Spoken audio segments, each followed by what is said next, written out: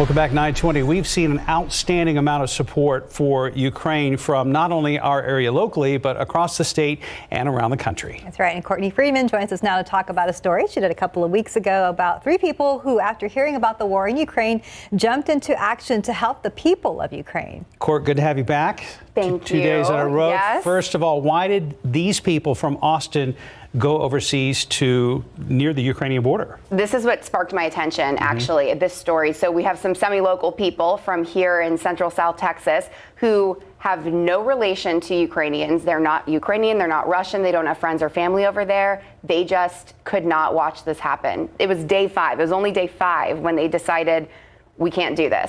The 2 from Austin actually have a friend in LA, and he, as you'll see in the story, has done something similar before with other disasters, and they just got there and made it happen.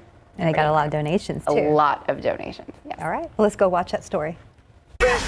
By the 5th day of Russia's invasion of Ukraine, bags were packed and flights were booked. AJ Forsyth and Summer Vaughn left Austin, and Max Rance McDonald left Los Angeles with one-way tickets to Poland. We're at the border right now. You can see it in the background. There was hundreds of mothers with their children walking across their border after having walked quite literally miles because all their cars died while they were waiting in line.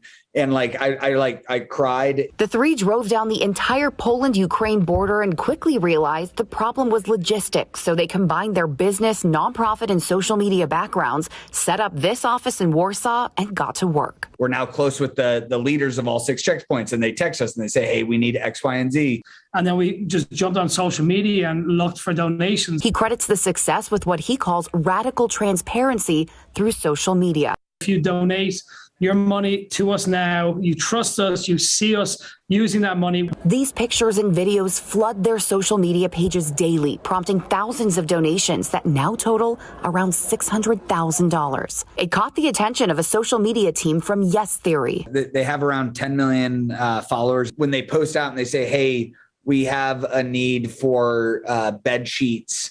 And then someone from Denmark who follows Yes Theory will be like, I can bring 100 bed sheets tomorrow. Big life-saving shipments, like this massive donation of generators. We got IV fluids, syringes, sterile gauze. But also small, impactful deliveries. This amazing woman who's leading the volunteer group, her first request was for these candy lollipops for the kids. We bought a whole bucket, as many as we could. We went to all these stores and the kids were just ecstatic. The refugees see their kids smiling for the first time in a while. The team has seen unmeasurable pain, heartbreak, and sorrow.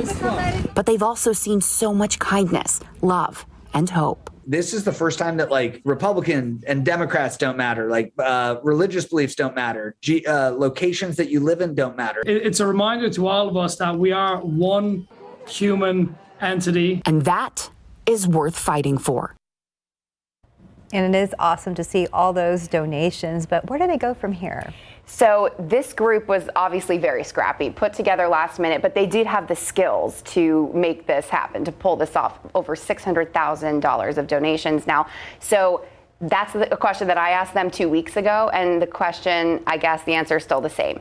They are just going to stay as long as they feel like they possibly can. They've left their lives behind in Texas and in LA, but they do feel so strongly now, and they've made such connections around all of the EU that they genuinely do want to be there helping. So it's kind of open-ended, but they're hoping things will slow down somewhat soon. Speaking of helping, how can our perhaps viewers get involved and help out too? Right. So if you haven't seen the story yet and you haven't been to the website, we do have their website on there. It's teamukrainelove.com. So go and just look at what they're doing, first of all, just because it's really great to be a Texan and to really be proud of what some of us are doing out there. But yeah, all the donations, volunteering, whatever you need is on the website. And what about future plans as a nonprofit? So this obviously was not this isn't a full nonprofit at all. This is just grassroots people getting things together, raising the money, finding ways to get it to the people in need. But because they have such a system down, if you noticed in some of that, in some of the interview with them, they actually had a wall of faces in the background. They put every volunteer up and then they string them. I mean, it kind of almost looks like, an FBI wall or something. They've got all the plans for all the people every single day. And they're actually forming a nonprofit right now where they're going to have an outline of the grassroots things that they're doing once they hit the ground in a disaster like this. And then people can pick that up and run with it in other disasters, not just wars. The man from LA that you see in the story, Max, he did this in Nepal, and that's why he had a little bit of expertise. Gotcha. Sounds good. And the other thing we love about this, putting the power of social media to good use for a change. Yes. To good use. We need to see that, definitely. We do. All right, Courtney Freeman, check out her story on ksat.com. Court, thanks. Yes, thank you for Good being seeing here you again. again. Love it. Always. Right now.